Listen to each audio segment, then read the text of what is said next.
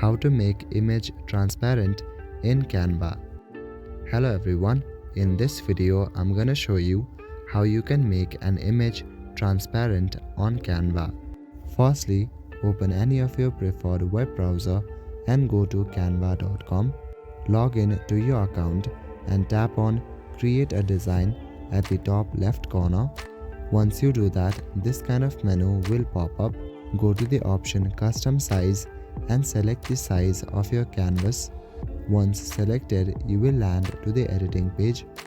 From the very left panel, go to the Uploads section. From here, upload the photo that you would like to convert to transparent. You can also select a photo from the web or your folder. Now here I have imported a photo. At the top panel, you should see this option called Background Remover. Click on it to remove your background. This is a premium feature, so you will need Canva Pro to do this. You can click on Try Pro for 30 days at the top right corner to try for free. Once you do that, then your photo will get a transparent background. Now you also need to make a separate setting while saving. To save as a transparent background, tap on the share at the top right corner. Now click on the download option.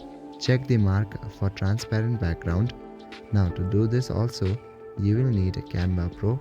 After that, click on download to download your photo.